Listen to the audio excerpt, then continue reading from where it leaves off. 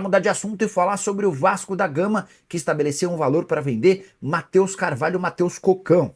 Curioso destacar a reviravolta desse volante de 22 anos de idade, que chegou sob enorme desconfiança do Náutico. Comprado por apenas 2 milhões de reais, ele era meio que o patinho feio entre torcedores cruzmaltinos. Nessa temporada de destaque, um dos jogadores importantes do sistema de meio campo. 49 jogos, 2 gols e 1 assistência, e tem pipocado uma série de especulações de que ele pode ser vendido. Diante desse cenário, Marcelo Santana e Pedrinho, o diretor executivo de futebol e o presidente, já estabeleceram um valor para que o negócio aconteça: 4 milhões de euros ou 25 milhões de reais. Do jogo, o narrador Luiz Roberto, da Rede Globo, trouxe a informação que o Tietê e o Danilo Barbosa, jogadores que atuam no meio de campo, o Tietê também tem ali uma dupla função, ele faz a lateral, faz o meio, a ponta, ele que é um jogador muito solícito em relação ao esquema tático. São dois jogadores que se tornaram alvo. O Vasco tem interesse na contratação desta janela, tanto de Danilo Barbosa e do Tietê. A questão é que o Tietê, ele encerra o seu vínculo de contrato agora no final do ano e chegaria sem custos ao Vasco da Gama. O Tietê é um jogador multicampeão, com passagem pelo Botafogo, Palmeiras, Atlético, enfim. E é um jogador que, como eu disse, tem essa característica, tem essa questão de ter, dentro de um elenco, dentro de uma formação tática, o Tietê ele faz aquela espécie de jogador coringa. Ele atua, né, tanto como lateral, principalmente no meio de campo. E o Danilo Barbosa foi destaque, né, no Brasileirão, acabou perdendo vaga tanto para o Gregory e para o Marlon Freitas, por conta de ser jogadores que estavam ali jogando muito. Porém, tanto o Tietê e Danilo Barbosa, em qualquer time hoje, tá, no futebol brasileiro, chega para assumir a titularidade. Aí eu digo a você, torcedor, agrada o Tietê, agrada o Danilo Barbosa no Vasco? Porque o Vasco vai ter que movimentar as suas peças. A gente sabe que o Matheus Carvalho, ele é alvo e pode ser vendido, pode ser utilizado como um ativo para o Vasco nessa janela de transferência. O Vasco pode vender o jogador, e a informação que nós temos é que o Vasco não aceita receber menos de 25 milhões em negociação com o Matheus Carvalho. Hoje, o Hugo Moura é titular, como volante. O Vasco tem o retorno do Jair, que retorna muito bem. O meio de campo tem o Paulinho, tem o Felipe Coutinho, mas é interessante você montar um elenco mais encorpado para 2025. Vai começar o vídeo falando de grana, de dinheiro, né? Hoje temos a informação aí confirmada pelo diretor financeiro da Vasco SAF, o Carlos Amoedo, que o Vasco fechou com a Brax para a transmissão ali do Campeonato Carioca. O Vasco vai receber ali um valor bem interessante, né? Uma grana que vai ser já depositada nos cofres do clube agora nos próximos dias, para dar aquele alívio financeiro ali que o Pedrinho tanto necessita antes da venda de jogadores aí nessa próxima janela de transferências, né? Então o Vasco aí confirmando a venda da transmissão dos direitos de televisão para a empresa chamada Brax, aí, que fecha com o Vasco nesse momento. Falando agora sobre treinador, tá? A situação muito quente dentro do Vasco nesse momento, né? O Vasco que já confirmou a saída do Felipe de treinador interino, né? O Felipe volta para o cargo dele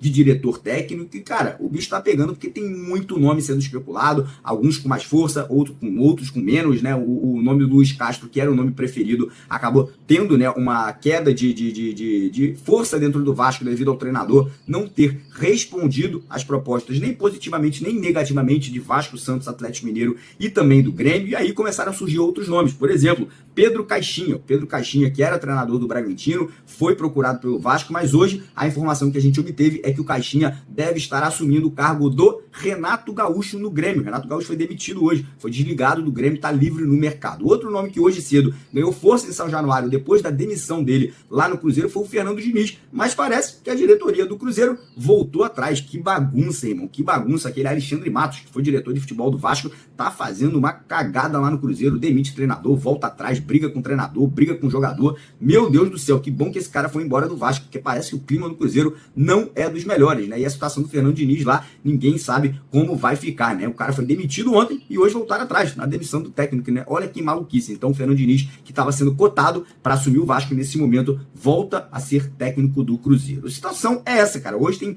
dois nomes aí com força dentro do Vasco. Óbvio que o nome do Renato Gaúcho ganha muita força, né? Depois da saída dele do Grêmio. O Renato é um cara que já conhece o Vasco, é um cara que tem muita força dentro do vestiário, né? Um cara que é muito querido por jogadores, cara. A grande maioria, eu diria que 99% dos jogadores amam trabalhar com o Renato Gaúcho, e tem algo que é muito importante aí nessa possível vinda do Renato Gaúcho pro Vasco. Primeiro, um cara que trabalha muito bem a base, né? Um cara que tem muita facilidade de descobrir talentos, de recuperar meninos ali que de repente não tiveram boas temporadas. Falando em recuperar, ele é um cara que também consegue recuperar jogadores ali que não vivem boas temporadas, vale, então é algo muito importante. E o Renato também trabalha muito nessa questão de contratar jogadores junto com a diretoria, né? Ele faz aquele papel muitas vezes ali de ligar pro atleta, de ligar pro empresário, e o Vasco vai precisar muito da lábia de um treinador nessa próxima janela de transferências. Por quê? Porque o Vasco não está com muita grana para contratar. Então o Vasco tendo um treinador que se envolve, que participa aí desse processo de contratação, é muito importante. Então o Renato Gaúcho nesse momento volta a ser a bola da vez, né? Volta a ser o nome mais forte no Vasco nesse momento, né? E pode realmente aí ser indicado, né, para treinador. Lembrando que ele já trabalhou no Vasco, foi o primeiro grande clube que ele trabalhou na carreira, e tem realmente muita vontade de voltar, né? Tem muita vontade de voltar para o Vasco e para o Rio de Janeiro. Então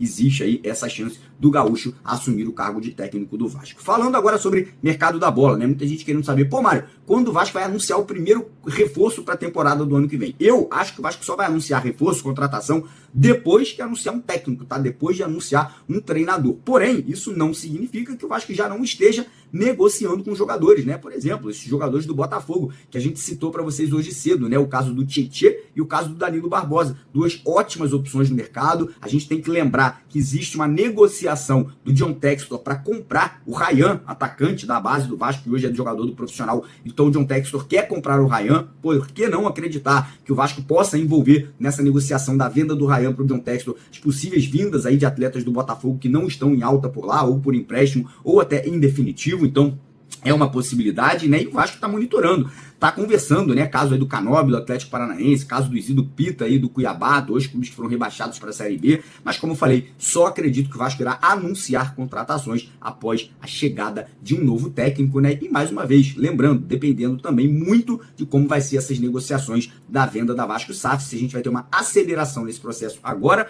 já no mês de dezembro, ou se isso vai ficar mais para o ano que vem. E em relação a vendas, mesma coisa, cara. Eu acho que muito vai depender da situação do treinador. Se chega amanhã o Renato Gaúcho e fala, segura a venda do Piton, segura a venda do Ryan, que eu vou conseguir tirar mais desse atleta, e você vai conseguir vender ele por um valor mais alto. Então acho que também tem toda essa questão, mas é óbvio, o Vasco vai ter que vender jogador, o Vasco precisa, a situação financeira do clube hoje é muito complicada, e sem vendas o Vasco não vai conseguir passar ileso por essa janela de transferências. Falar agora sobre a situação da SAF, né, que tá todo mundo eufórico com o Grego, né? O Grego deve chegar ao Rio de Janeiro aí no decorrer dos próximos dias agora de dezembro para sentar na mesa de negociação, mas a torcida do Vasco não pode esquecer que existem outras negociações em curso também, tá? Não é só o Marinacci que está negociando com o Vasco. Então, a gente tem que deixar claro para o torcedor vascaíno que tem um fundo saudita, né? Um fundo da Arábia Saudita que também segue em conversas, um grupo dos Estados Unidos, né? Um grupo americano, e tem também o grupo lá comandado pelo italiano, Andrea Radrizzani, né? Que é o dono da Sampdoria, que inclusive ontem